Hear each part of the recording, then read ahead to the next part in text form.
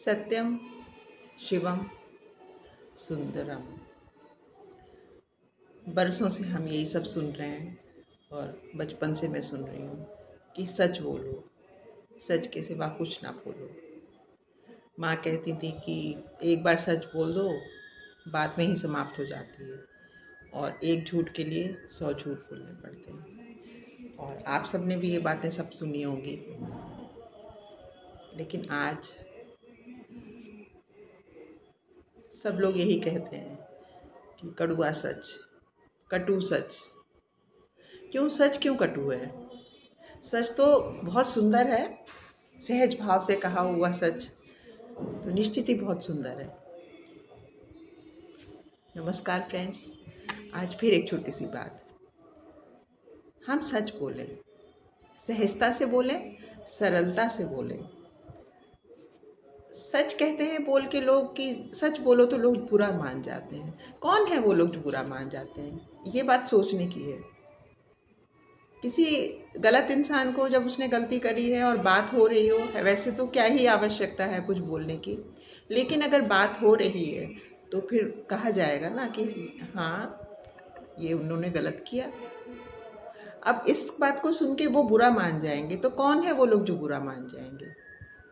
गलती करना एक बात और अपराध करना दूसरी बात, दोनों में बहुत अंतर है। तो हम लोग सबको प्लीज़ करने के लिए क्यों झूठ बोलें? दरअसल हमारा निजी स्वार्थ होता है कहीं ना कहीं, तब हम झूठ बोल लेते हैं और हम उसका ब्लेम करते हैं दूसरे के ऊपर। क्योंकि हमें सच बोलने से कौन रोकता है? कुछ हमारा स्वार्थ, कुछ हमारी लालच, कुछ हमारी ईर्ष्या। हम झूठ बोल देंगे किसी के लिए कि वो ऐसा है, जबकि वो ऐसा नहीं होता।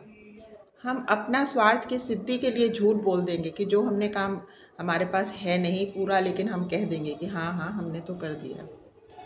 हम लालच की वजह से झूठ बोल देंगे कि हाँ ये चीज़ हमें प्राप्त हो जाए, तो इसके लिए हम कुछ भी करके उसको प्राप्त कर लें, चाहे झूठ ही बोलना पड़े।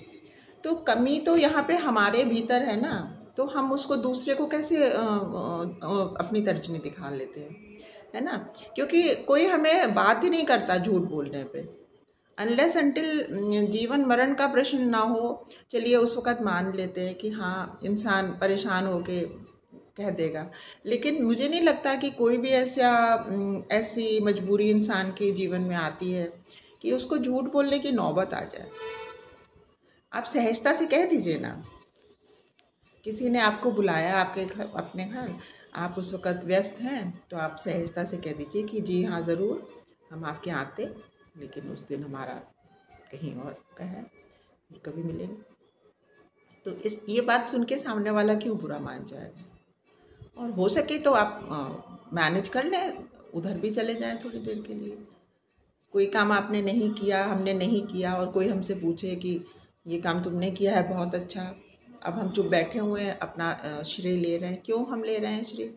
हम कह दें कि नहीं ये काम तो हमने नहीं किया, अमुक ने किया है। या कोई चीज़ हमसे गड़बड़ हो गई है तो कोई पूछे कि ये किससे हो गया है, तो कह दो कि हाँ ये हमसे भूल हो गई है, ये हमसे टूट गई चीज़, या ये काम हमसे बिगड़ गया। तो हम क्यों झूठ बोलें कि हाँ हाँ हमने तो देखा ही नहीं, हमसे तो टूटा ही नहीं। ये छोटे छोटे झूठ मिलके ही हमें बड़े बड़े झूठ बोलने के लिए प्रेरित करते हैं। तो किसी भी बुरी चीज़ को तो हमें स्टार्ट में ही ख़त्म करना चाहिए ना, फिर वो एक दिन विकराल रूप ले लेती है। और सच बोलने से क्या होता है ना, आपका व्यक्तित्व जो होता है उसमें गरिमा आती है। किसी भी चीज़ को, हर चीज़ को कमिट करने की कोई आवश्यकता नहीं है। ईश्वर थोड़ी खड़े हैं हमारे सामने। ईश्वर के लिए, माता पिता के लिए हम हर काम करेंगे, उनके लिए हम ना नहीं बोलेंगे, जबकि वो तो खुद ही जानेंगे कि इनको ये कितना कर सकते हैं या ये कितना नहीं कर सकते हैं। और बाकी संसार में ऐसा कौन है जिसके लिए कि हम झूठ बोलें? हम बहुत सहजता से और सरलता से अपनी बात, अपना पक्ष सामने रख दें सामने वाले के। अब उनको जो समझ में आए ये तो उनकी इच्छा के ऊपर है ना।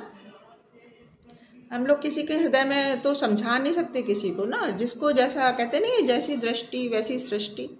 ये छोटी छोटी सी बातें हैं। और अगर इंसान कोई ऐसी गलत काम कर दे जो कि उसको नहीं करना चाहिए था और उससे हो गया है, तो वो फिर उससे कोई पूछे कि ये तुमने ऐसे किया, तो अक्सर लोग होता है मुकर जाते हैं कि नहीं नहीं, बल्कि जो बेचारा सच बोलता है उसको ही झूठा बना लेते हैं। तो कभी सोच के देखिए कि हम लोग ये कितना गलत काम करते हैं।